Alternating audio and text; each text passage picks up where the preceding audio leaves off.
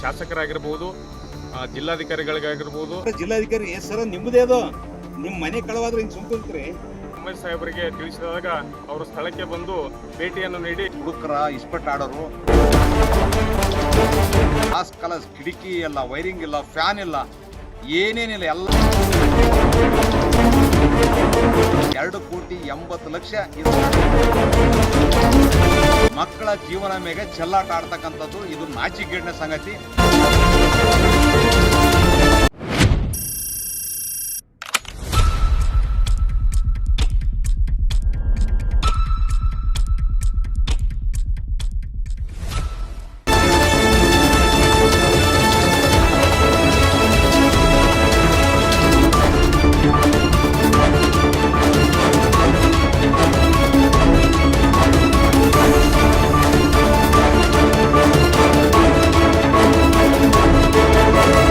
ಯಾದಗಿರಿ ತಾಲೂಕಿನ ಮೋಟ್ನಹಳ್ಳಿ ಗ್ರಾಮದ ಹೊರವಲಯದಲ್ಲಿ ನಿರ್ಮಾಣ ಆಗಿರತಕ್ಕಂಥ ಮುರಾರ್ಜಿ ದೇಸಾಯಿ ಅವರ ವಸತಿ ಬಾಲಕ ಮತ್ತು ಬಾಲಕಿಯರ ವಸತಿ ನಿಲಯ ಈ ಹಿಂದೆ ಸುಮಾರು ವರ್ಷಗಳ ಹಿಂದೆ ಸುಮಾರು 8-10 ಎಕರೆಯಲ್ಲಿ ಬೃಹತ್ ಆಕಾರದ ಹಾಸ್ಟೆಲ್ ಅಂದರೆ ಈ ವಸತಿ ನಿಲಯ ಅಂದರೆ ಈ ಭಾಗದಾಗ ಎಲ್ಲಿಲ್ಲ ಅಂಥದ್ದನ್ನು ಇವತ್ತು ಸಾವಿರಾರು ಮಕ್ಕಳು ಇಲ್ಲಿ ಕಲಿತಿದ್ರು. ಅದು ಕೊರೋನಾ ಸಂದರ್ಭದಲ್ಲಿ ಇಲ್ಲಿರ್ತಕ್ಕಂಥ ಮಕ್ಕಳೇನದ ಬಂದಳ್ಳಿಲಿರ್ತಕ್ಕಂಥ ಏಕಲವ್ಯ ಹಾಸ್ಟೆಲ್ಗೆ ಸ್ಥಳಾಂತರ ಮಾಡಿದ ಮ್ಯಾಗ ಇಲ್ಲಿವರೆಗೆ ನಿರ್ವಹಣೆ ಮಾಡಲಿಲ್ಲ, ಯಾರೊಬ್ಬರು ಇಲ್ಲಿ ಕಾವಲುಗಾರನಿಲ್ಲ. ಮತ್ತು ಇದ್ರನ್ನ ಏನಂತಂದ್ರೆ ಇದು ಅನೈತಿಕ ಚಟುವಟಿಕೆ ತಾಣ ಆಗಿ ಮಾರ್ಪಟ್ಟಿದೆ. ಸಂಪೂರ್ಣ ಏನದ ದಿನನಿತ್ಯ ಕುಡುಕರ ಇಸ್ಪೆಟ್ ಆಡೋರು, ಕುಡುಕರ ಹಾವಳಿ ಇಸ್ಪೆಟ್ ಆಡೋರನ್ನ ಅಡ್ಡಿ ಆಗಿಬಿಟ್ಟದ ಇದು. ಆಮೇಲೆ ಮತ್ತೆ ರಾತ್ರಿಗೆ ಏನದಂದ್ರೆ ಹಾಡುಗಳು ತರ್ಬೋದು, ಮತ್ತೇನದ ಅನೈತಿಕ ಚಟುವಟಿಕೆ ತಾಣ ಆಗಿ ಮಾರ್ಪಟ್ಟಿರ್ತಕ್ಕಂಥದ್ದು. ಇದು ನನಗೆ ಗೊತ್ತಿರಂಗೆ ಸಾರ್ವಜನಿಕ ಕಟ್ಟಿರ್ತಕ್ಕಂಥ ತೆರಿಗೆ ಕೋಟಿ ಖರ್ಚು ಮಾಡಿ ಕಟ್ಟಿ ಸಾರ್ವಜನಿಕರು ಈ ಭಾಗದ ಮಕ್ಕಳಿಗೆ ಅನುಕೂಲ ಆಗ್ಲಂತ ಕಟ್ಟಿರ್ತಕ್ಕಂಥ ಬಿಲ್ಡಿಂಗ್ ಇವತ್ತಿನ ದಿವಸ ಒಂದು ಇಲ್ಲ, ಗಾಡಿ ಒಂದು 4 ಮಧ್ಯದ ಗಾಡಿ ಕಂಬ ಬಿಟ್ಟರೆ ಏನು ಒಳಗೆ ಹೇಳೋದಿಲ್ಲ. ಗ್ಲಾಸ್ ಕಲರ್ಸ್ ಕಿಟಕಿ ಇಲ್ಲ, ವೈರಿಂಗ್ ಇಲ್ಲ, ಫ್ಯಾನ್ ಇಲ್ಲ, ಏನೇನಿಲ್ಲ, ಎಲ್ಲ ಸಂಪೂರ್ಣ ಇಲ್ಲಿಂದ ಕಳಪೆ ಮಾಡಿದ್ರು ಅನ್ನೋದು ಕಳವಾಗ್ಯಾವ. ಇಲ್ಲಿವರೆಗೆ ಅದನ್ನ ಯಾರು ಕಂಪ್ಲೇಂಟ್ ಕೊಟ್ಟಿಲ್ಲ, ಅದನ್ನ ನಿರ್ವಹಣೆ ಮಾಡಿ ಹೋಗಿಲ್ಲ. ಆದರೂ ಕೂಡ ಗ್ರಾಮಸ್ಥರು, ಕೆಲವರು ಬುದ್ಧಿಜೀವಿಗಳು, ಇಲ್ಲಿರ್ತಕ್ಕಂಥ ಎಲ್ಲರೂ ಸೇರಿ ಜಿಲ್ಲಾಧಿಕಾರಿಗೆ ಮನವಿ ಸಲ್ಲಿಸಿ ಪ್ರತಿಭಟನೆ ಮಾಡುವುದಾಗಿ ಎಚ್ಚರಿಕೆ ನೀಡಿದಾಗ ಅವ್ರು ಏನದ ಇಲ್ಲಿ ತಾತ್ಕಾಲಿಕ ಬಂದು ಕೇಸಿ ಜೆಜಿಬಿನ ಸಾಫ್ ಮಾಡಿ ಹೊರತಾಗಿ ಏನೂ ಮಾಡಿಲ್ಲ. ಇವತ್ತು ಸುಮಾರು 2,80,00,000 ಇದಕ್ಕೆ ಏನೋ ನಿರ್ವಹಣೆ ಮಾಡೋದಕ್ಕೂ ದುರಸ್ತಿ ಮಾಡ್ಲಕ್ಕ ಮಂಜೂರು ಹಾಕಿ ಕೇಸಿ 2 ವರ್ಷ ಆದರೂ ಕೂಡ ಇಲ್ಲಿವರೆಗೆ ಇದನ್ನ ಮಾಡ್ಲಕ್ಕ ಮುಂದಾಗಿಲ್ಲ. ಇದಕ್ಕೆ ರಾಜಕಾರಣಿಗಳ ಹಿತಾಸಕ್ತಿ ಇಲ್ಲ, ಅಧಿಕಾರಿಗಳ ದಿವ್ಯ ನಿರ್ಲಕ್ಷ್ಯ, ಒಬ್ಬರ ಮ್ಯಾಗ ಒಬ್ರು ಹಾಕೇಸಿ ಮಕ್ಕಳ ಜೀವನ ಮೇಲೆ ಚೆಲ್ಲಾಟ ಆಡ್ತಕ್ಕಂಥದ್ದು ಇದು ನಾಚಿಕೆಗೇಡಿನ ಸಂಗತಿ. ತಕ್ಷಣ ಜಿಲ್ಲಾ ಪಂಚಾಯತ್ ಸಿಒ ಅವರು, ಜಿಲ್ಲಾ ಅಧಿಕಾರಿಗಳು, ಜಿಲ್ಲಾ ಉಸ್ತುವಾರಿ ಸಚಿವರು ತಕ್ಷಣ ಈ ಸ್ಥಳಕ್ಕೆ ಬಂದು ಭೇಟಿ ನೀಡ್ರಿ. ಮುಂದೆ ಮಾಡ್ಬೇಕಾದ್ರೆ ಮಾಡ್ರಿ, ಇಲ್ಲಾಂದ್ರೆ ಬೇಡ.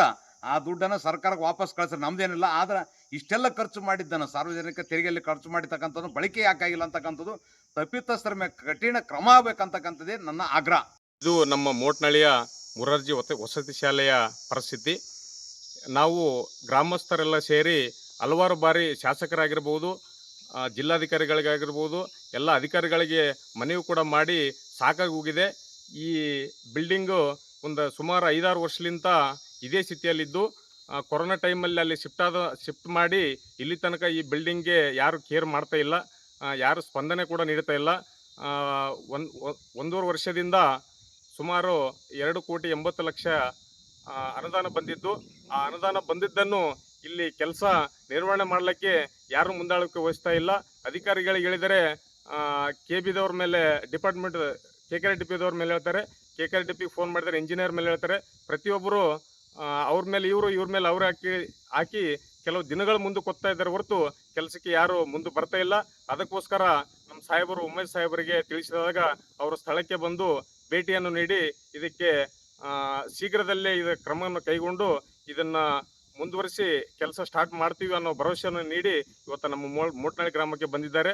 ಅವರಿಗೂ ಕೂಡ ನಾನು ತುಂಬ ಧನ್ಯವಾದಗಳನ್ನು ತಿಳಿಸುತ್ತಾ, ಅವರ ಕೈಯಿಂದ ಅವರ ಮುಖಾಂತರ ಈ ನಮ್ಮ ಮೋಟ್ನಹಳ್ಳಿ ಮುರಾರ್ಜಿ ಶಾಲೆಯನ್ನು ಮರುನಿರ್ಮಾಣ ಆಗಿ ನಮ್ಮ ಊರಿನ ಕೀರ್ತಿ ತರುವಂತೆ ಆಗಲಿ ಎಂದು ನಾನು ಆಶಿಸುತ್ತೇನೆ.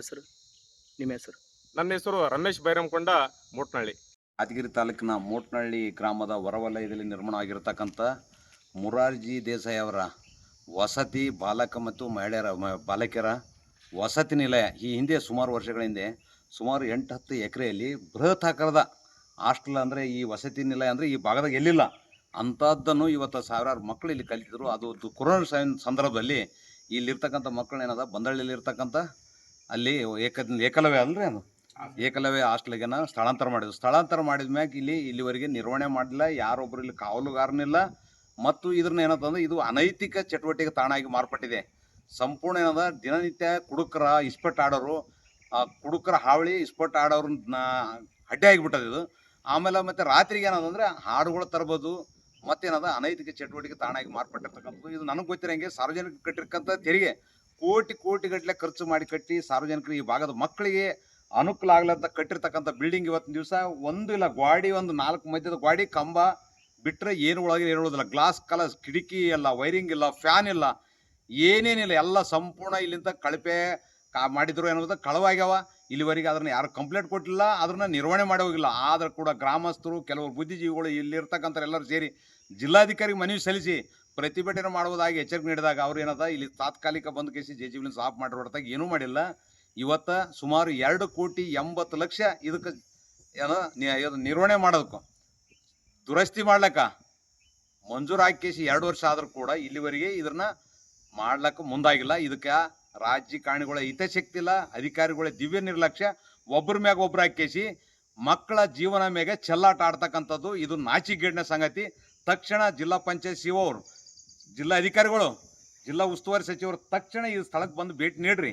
ಮುಂದೆ ಮಾಡ್ಬೇಕಾದ್ರೆ ಮಾಡ್ರಿ, ಇಲ್ಲಾಂದ್ರೆ ಬೇಡ. ಆ ದುಡ್ಡನ್ನು ಸರ್ಕಾರಕ್ಕೆ ವಾಪಸ್ ಕಳಿಸ್ರಿ, ನಮ್ದೇನಿಲ್ಲ. ಆದ್ರೆ ಇಷ್ಟೆಲ್ಲ ಖರ್ಚು ಮಾಡಿದ್ದನ್ನು ಸಾರ್ವಜನಿಕ ತೆರಿಗೆಯಲ್ಲಿ ಖರ್ಚು ಮಾಡಿರ್ತಕ್ಕಂಥದ್ದು ಬಳಕೆ ಯಾಕಾಗಿಲ್ಲ ಅಂತಕ್ಕಂಥದ್ದು ತಪ್ಪಿತಸ್ಥರ ಮೇಲೆ ಕಠಿಣ ಕ್ರಮ ಆಗ್ಬೇಕಂತಕ್ಕಂಥದ್ದೇ ನನ್ನ ಆಗ್ರಹ.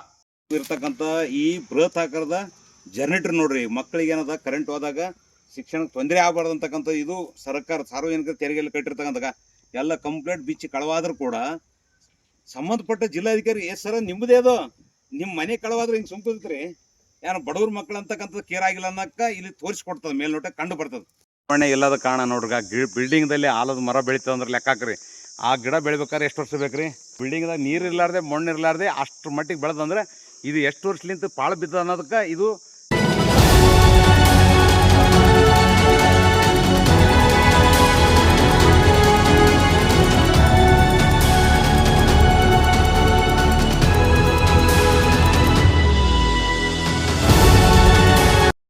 ಮೋಟ್ನಳ್ಳಿ ಹೊರವಲಯದಲ್ಲಿ ನಿರ್ಮಾಣ ಆಗಿರತಕ್ಕಂಥ ಮುರಾರ್ಜಿ ವಸತಿ ನಿಲಯ 2009ರಲ್ಲಿ ಸುಮಾರು 9 ಎಕರೆಯಲ್ಲಿ 2,95,00,000 ಸುಮಾರು ಏನದಂದ್ರೆ ಆ ಬಾಲಕ ಮತ್ತು ಬಾಲಕಿಯರಾದ ವಸತಿ ನಿಲಯ ನಿರ್ಮಾಣ ಮಾಡಿ ಉದ್ಘಾಟನೆ ಮಾಡಿ ಆ ಭಾಗದ ಬಡ ಮಕ್ಕಳ ಶಿಕ್ಷಣ ದೇಗುಲ ಅಂದ್ರೆ ತಪ್ಪಾಗಲ್ಲ, ಅಷ್ಟು ಒಳ್ಳೆಯದು ಬಿಲ್ಡಿಂಗನ್ನು ಇಲ್ಲಿವರೆಗೆ ನಡೆದಿತ್ತು. ನಂತರ ಏನದಂದ್ರೆ ಕೆಲವು ಅದಕ್ಕೆ ರಿಪೇರಿಗೋಸ್ಕರ ಇಡೀ ಸರ್ಕಾರ, ಜಿಲ್ಲಾಡಳಿತ, ಅಧಿಕಾರಿಗಳ ದಿವ್ಯ ನಿರ್ಲಕ್ಷ್ಯದಿಂದ ಅಷ್ಟು ರೂಮ್ಗಳು ಸಪ್ರೇಟ್ ಬಾಲಕರಾಗಲಿ, ಬಾಲಕರದಾಗಲಿ, ಮತ್ತು ಕಿಚನ್ ಕೊಠಡಿ ಆಗಲಿ, ಹಾಲಾಗಲಿ, ಊಟದಾಗಲಿ, ಲೈಬ್ರರಿ ಎಲ್ಲ ಬಿಲ್ಡಿಂಗ್ ಕಡೆಗದು ಅಲ್ಲಿ ಇಟ್ಟುಗೇಸಿ ಅದ್ರ ಬಗಲಾಗಿಟ್ಟು ಸ್ವಲ್ಪ ಇದ್ರ ರಿಪೇರಿ ಮಾಡಿದ್ರೆ ಸರಿ ಹೋಗ್ತಿತ್ತು. ಅದನ್ನು ಬಿಟ್ಟುಗೇಸಿ ಜಿಲ್ಲಾಡಳಿತ ಎಡವಟ್ಲಿಂದ ಅಲ್ಲಿರ್ತಕ್ಕಂಥ ಮಕ್ಕಳನ್ನ ಏನದಂದ್ರೆ ಸೀದಾ ಇಲ್ಲಿ ಯಾವುದೋ ಏಕಲವ್ಯ ವಸತಿ ನಿಲಯ ಬಂದಳಿಗೆ ಸ್ಥಳಾಂತರ ಮಾಡಿದ ಮ್ಯಾಕ ಅಲ್ಲಿ ಏನತ್ತ ಯಾರು ನೋಡೋದಿರೋದು ಕಾಣದ ಅಧಿಕಾರಿಗಳು ದಿವ್ಯ ನಿರ್ಲಕ್ಷ್ಯದಿಂದ ಆ ಬಿಲ್ಡಿಂಗ್ನ ಒಳಭಾಗದಾಗಿರ್ತಕ್ಕಂಥ ಎಲ್ಲ ಸಾಮಗ್ರಿಗಳು, light, button, board, switch, wiring, ಬಾಗಲ, ಕಿಟಕಿ, ಸ್ಟಾರ್ಟ್ರ್ ಎಲ್ಲನೂ ಕಳವಾಗಿ ಹೋಗ್ಯಾವ. ಇಲ್ಲಿವರೆಗೆ ಯಾರೊಬ್ಬರು ಅದನ್ನು ತಿರುಗಿ ನೋಡಿಲ್ಲ. ಮತ್ತು ಇದನ್ನು ರಿಪೇರಿಗೋಸ್ಕರ ಏನಂದ್ರೆ 2,95,00,000ದಾಗ ಹೊಸ ಬಿಲ್ಡಿಂಗ್ ಅದು 9ರಲ್ಲಿ. ಈಗ ರಿಪೇರಿಗೆ 2,90,00,000 ರೂಪಾಯಿ ಮತ್ತೆ 2 ವರ್ಷ ಆಯಿತು ಮಂಜೂರಾಗಿ. ಇಲ್ಲಿವರೆಗೆ ದುರಸ್ತಿ ಮಾಡಿಲ್ಲ ಮತ್ತು ಅದನ್ನು ನವೀಕರಣ ಮಾಡ್ಲಿಕ್ಕೂ ಹೋಗಿಲ್ಲ. ಗೇಟ್ಸ್ ಅಂತ ಕಿತ್ತೋಗ್ಯದ, ಕಲರ್ನಿಲ್ಲ. ಅಲ್ಲಿ ಹೆಗ್ಗಣ ಇಲಿಗಳ ರಾತ್ರಿಗೆ ಸಾಮ್ರಾಜ್ಯ ಆದ್ರೆ ಹಗಲೊತ್ತು ಕುಡುಕರ ಸಾಮ್ರಾಜ್ಯ ಆಗಿ ಅನೈತಿಕ ಚಟುವಟಿಕೆ ತಾಣ ಆಗಿ ಮಾರ್ಪಟ್ಟಿರ್ತಕ್ಕಂಥದ್ದು ಇದು ದುರದೃಷ್ಟಕರ ಸಂಗತಿ. ತಕ್ಷಣ ಜಿಲ್ಲಾಧಿಕಾರಿಗಳು, ಜಿಲ್ಲಾ ಪಂಚಾಯತ್ ಸಿಒ, ಜಿಲ್ಲಾ ಮಟ್ಟದ ಎಲ್ಲ ಅಧಿಕಾರಿಗಳು ಸ್ಥಳಕ್ಕೆ ಭೇಟಿ ನೀಡಿ ಪರಿಶೀಲನೆ ಮಾಡಿ ತಕ್ಷಣ ಎಲ್ಲನೂ ಸ್ವಚ್ಛಗೊಳಿಸಿ ವಿಷ ಜಂತುಗಳು ಇರದಂತೆ ನೋಡಿಕೊಳ್ಬೇಕು. ಎಲ್ಲ ರಿಪೇರಿ ಮಾಡ್ಲಿಕ್ಕೆ ಹಗಲು ರಾತ್ರಿ ಬೆನ್ನತ್ತಿ ರಿಪೇರಿ ಮಾಡಿಕೇಸಿ ಮತ್ತೆ ಇದು ಮಕ್ಕಳಿಗೆ ಏನದ ಆ ಭಾಗದ ಮಕ್ಕಳಿಗೆ, ಬಡ ಮಕ್ಕಳಿಗೆ ಶಿಕ್ಷಣ ದೇಗುಲ ರೆಡಿ ಮಾಡ್ತಕ್ಕಂಥ ಕೆಲಸ ಮಾಡಬೇಕು. ಇಲ್ಲಾಂದರೆ ಅದೇ ಹಾಸ್ಟೆಲ್ ಮುಂದ್ಗಡೆ ಯಾದಗಿರಿಲಿಂದ ಸೇಡಂಗೆ ಹೋಗ್ತಾ ರಸ್ತೆ ಆ ಭಾಗದ ಪೋಷಕರ ಮಕ್ಕಳು ಮತ್ತು ನಾವೆಲ್ಲ ರೈತರ ಸೇರಿಕೇಸಿ ರಸ್ತೆ ಬಂದ್ ಮಾಡಿ ಪ್ರತಿಭಟನೆ ಮಾಡ್ಬೇಕಂತಕ್ಕಂಥದ್ದು ಇದೇ ಸಂದರ್ಭದಲ್ಲಿ ಎಚ್ಚರಿಕೆ ಮಾಡಿ.